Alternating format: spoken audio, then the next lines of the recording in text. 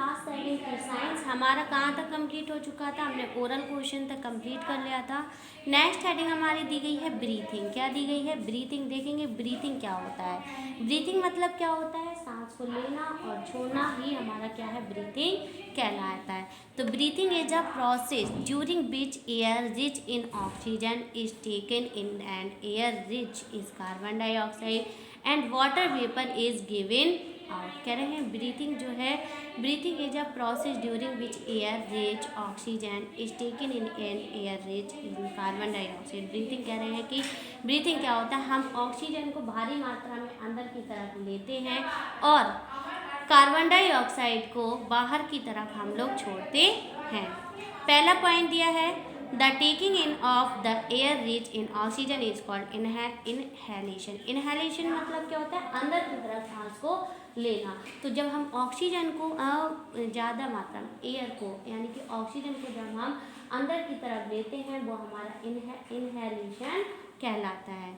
दूसरा क्या दिया है? The given out of air rich in carbon dioxide is called exhalation. और कह रहे हैं जब हम कार्बन डाइऑक्साइड गैस को बाहर की तरफ छोड़ते हैं वो हमारा एक्सहेलेशन कहलाता है। तो इनहेलेशन क्या होता है? इनहेलेशन मतलब जब हम ऑक्सीजन को सांस को जब अंदर की तरफ लेते हैं तो वो हमारा इनहेलेशन कहलाता है। और एक्सहेलेशन क्या होता है? जब हम सांस को बाहर की तरफ, जब कार्बन डाइऑक्साइड गैस को हम अपने बॉडी के अंदर से बाहर की तरफ निकालते हैं वो हमारा एक्सहेलेशन कहलाता है। अगली हेडिंग हमारी क्या दी गई है? Breathing rate. ब्रीथिंग रेट क्या होता है देखेंगे। During breathing inhalation and exhalation occur alternately continuously. One breath means inhalation and one exhalation. क्या मतलब हुआ? ब्रीथ का मतलब होता है जब हम एक बार सांस को अंदर लेते हैं और एक बार सांस को बाहर छोड़ते हैं। तो ब्रीथिंग रेट क्या होते हैं? उस समय यानी कि उसमें जितना समय लगता है वो हमारा ब्रीथिंग रेट कहलाता है, या कितने बार हम लोग ब्रीथ करते हैं वो हमारा ब्रीथिंग रेट कहलाता है।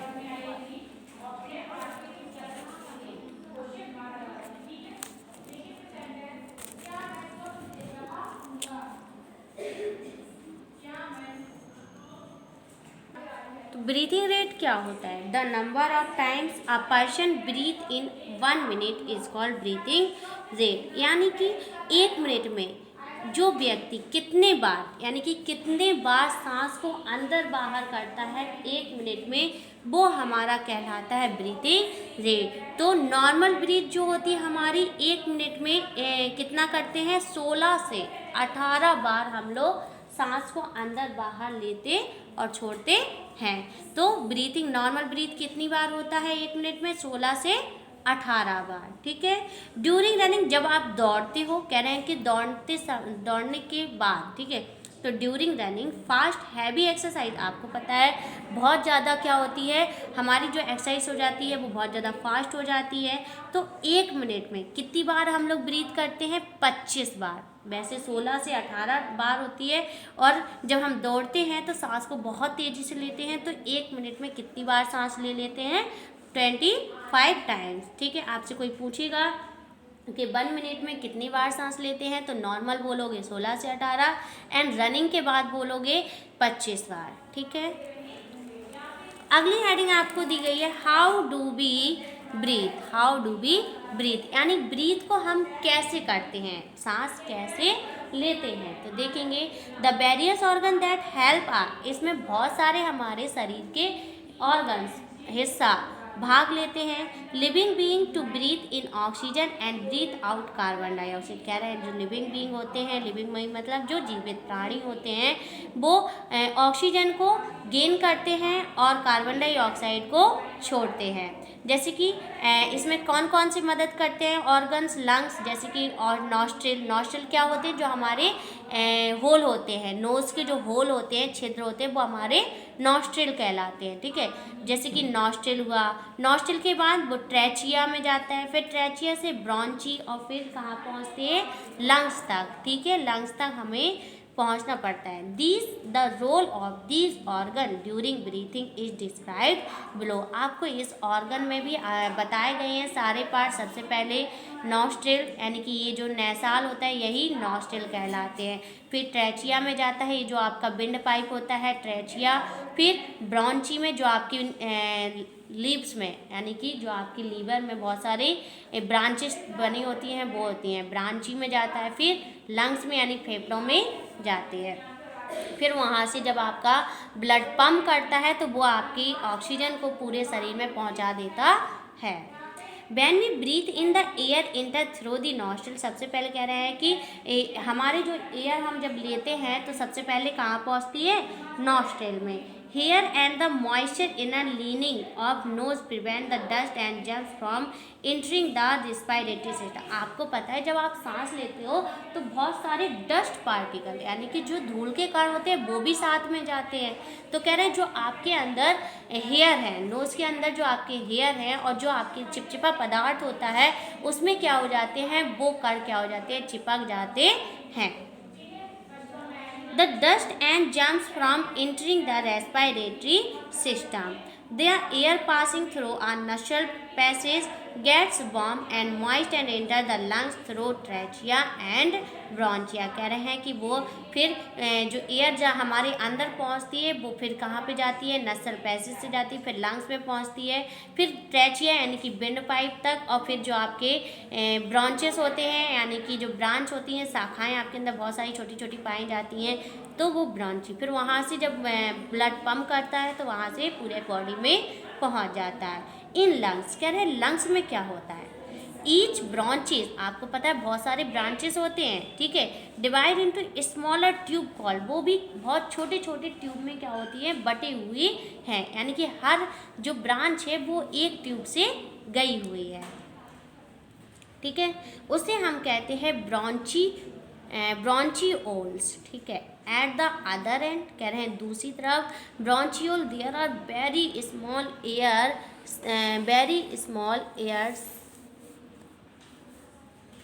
sacs are surrounded by blood vessels. These blood vessels absorb oxygen present in the air we breathe in।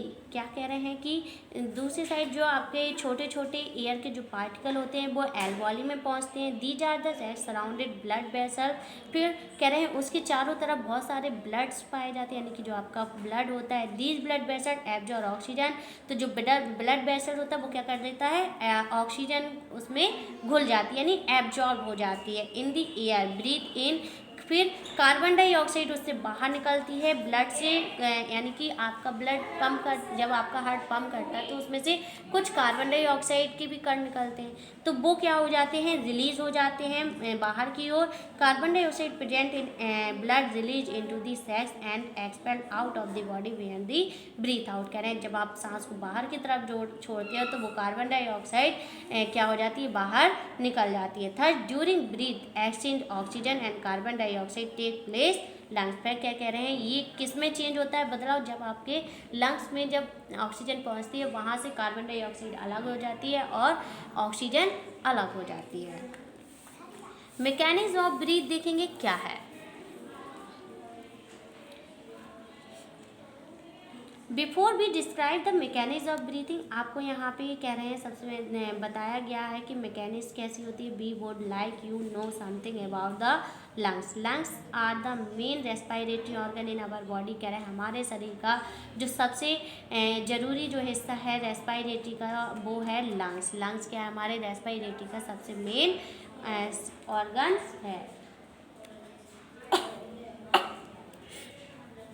Lungs are enclosed in an air tight chest cavity. जो लंग्स है वो कह रहे हैं वो एयर टाइट होता है, चेस्ट कैविटी में पाया जाता है। चेस्ट कैविटी यानी कि जो थोरैक कैविटी आपको यहाँ पे दी गई होगी डायग्राम में, नहीं दिखाया गया है। तो चेस्ट कैविटी जो आपका लीवर होता है, ये जो ब्रॉन्ची पाई जाती है, यही आपका चेस्ट कैविटी होता है। This cavity is surrounded by ribs, इसके चारों तरफ आपको पता है बहुत सारे छोटे छोटे रिब्स पाए जाते हैं, ठीक है। A large muscular diaphragm, diaphragm आपका ये दिया है सबसे नीचे जो पाइप गया है, ये आपका छोटी आंत में, ये कहलाता है डायफ्रेगम। तो diaphragm from the floor, this diaphragm separated the chest cavity from the abdominal cavity. The muscles rib end diaphragm move together during breathing. कह रहे हैं कि जो हमारे चेस्ट कैविटी होती है या रिब्स होती हैं या डायफ्रेगम होते हैं, ये सब भी ये मदद करते हैं हमको किसमें, ब्रीथिंग करने में मदद करते हैं। ड्यूरिंग इनहेलिंग देखेंगे कि इनहेलेशन क्या होता है, इनहेलेशन के समय पर क्या होता है।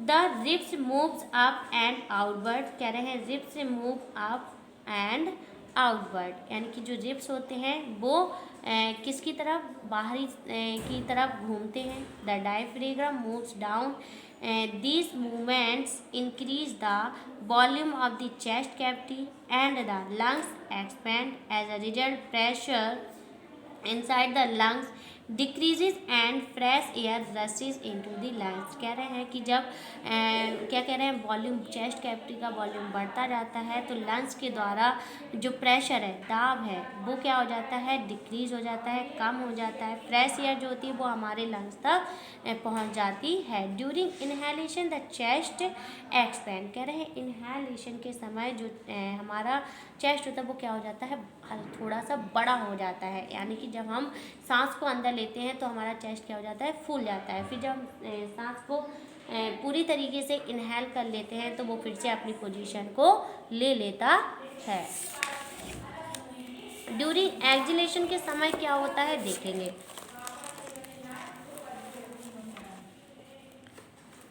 ड्यूरिंग एक्सहेलेशन ब्रीथिंग आउट, आपको पता है एक्सहेलेशन में क्या करते हैं, हम सांस को बाहर की तरफ छोड़ते हैं। The ribs move down and inward, कह रहे हैं इसमें जो रिब्स होते हैं, इसमें देखो रिब्स अंदर की तरफ जा रहे हैं और आपने देखा होगा उसमें एरो बाहर की तरफ बने हुए थे। तो the diaphragm moves up, due to these movements volume chest cavity decrease, इससे क्या होती है, जो चेस्ट कैविटी होती है वो कम हो जाती है, ठीक है। As a result pressure inside the lungs increases, the air pushed out of the lungs, जैसे ही वो अंदर की तरफ सिकुड़ता है तो उसका दबाव पड़ता है और जो हमारे अंदर कार्बन डाइऑक्साइड गैस बनी होती है वो हम कहाँ छोड़ देते हैं, बाहर की तरफ रिलीज कर देते हैं।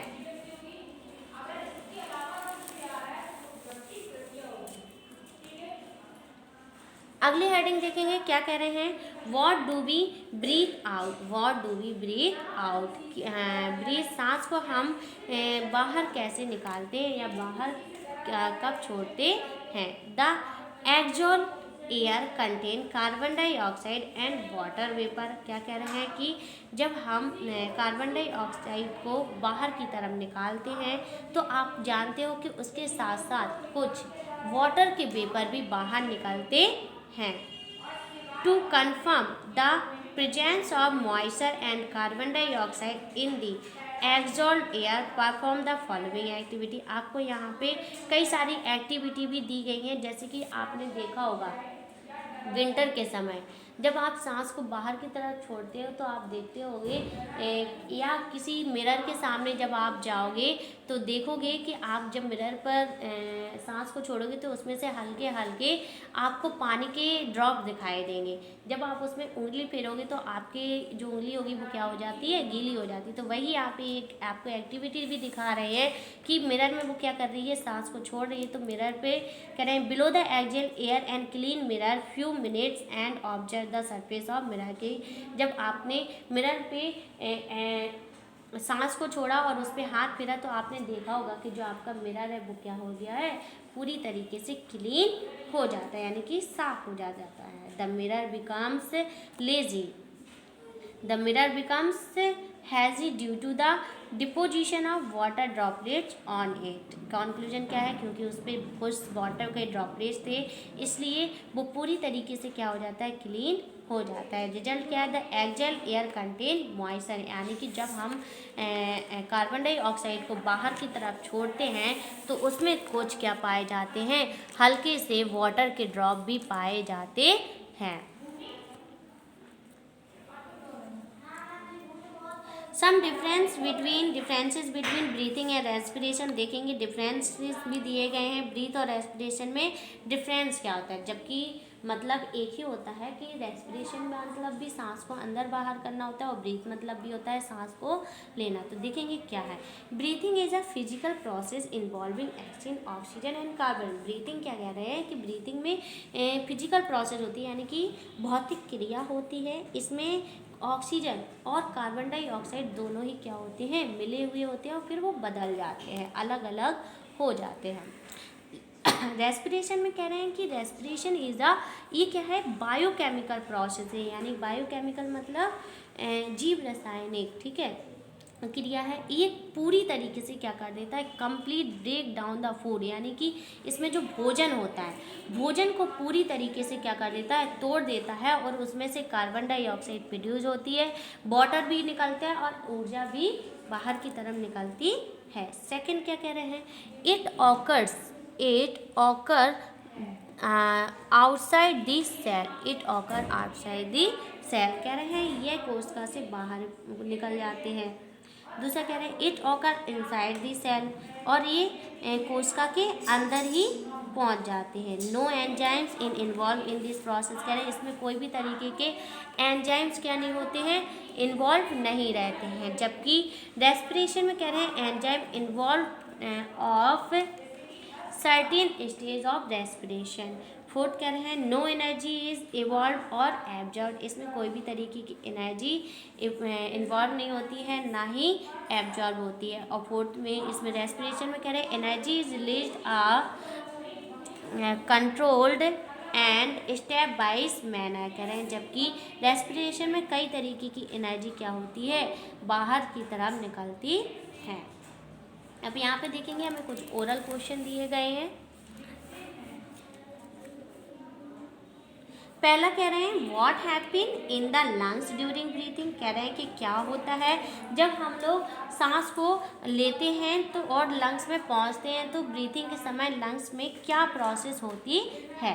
Who will have higher breathing rate, a man at rest या मैन इज रनिंग फास्टर।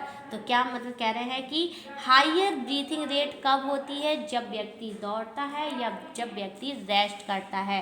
तो आपको हमने बताया था जब व्यक्ति दौड़ता है तो उसकी हायर रेट होते, ब्रीथिंग के रेट ज़्यादा होते हैं।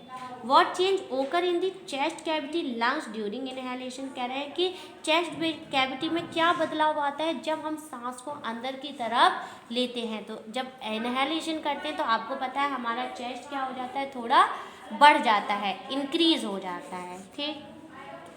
What do we breathe out, कह रहे हैं कि ब्रीथ आउट क्या है। तो ब्रीथ आउट क्या है, जब हम कार्बन डाइऑक्साइड को बाहर निकालते हैं वो हमारा ब्रीथ आउट कहलाता है।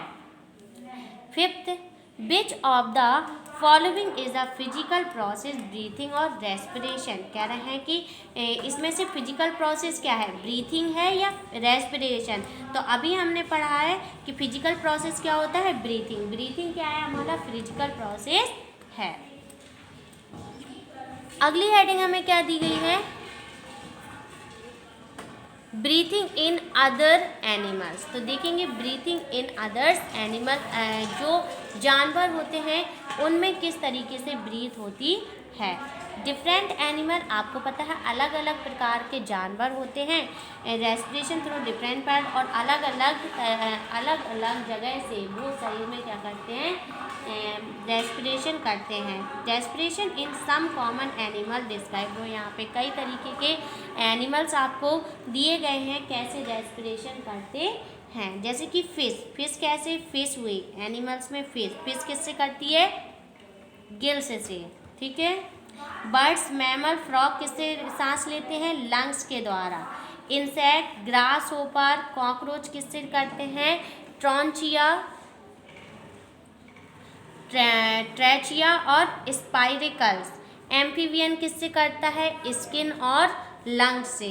तो ये थे हमारे ब्रीथिंग इन अदर एनिमल्स। यहाँ पे कुछ आपको जानवर्स के नेम दिए गए थे, वो किससे सांस लेते हैं ये भी आपको दिया गया था। अगली हेडिंग हमें दी गई है कॉकरोच। कॉकरोच क्या करता है देखेंगे। कॉकरोच, कॉकरोच को हम पढ़ेंगे कल नेक्स्ट वीडियो में।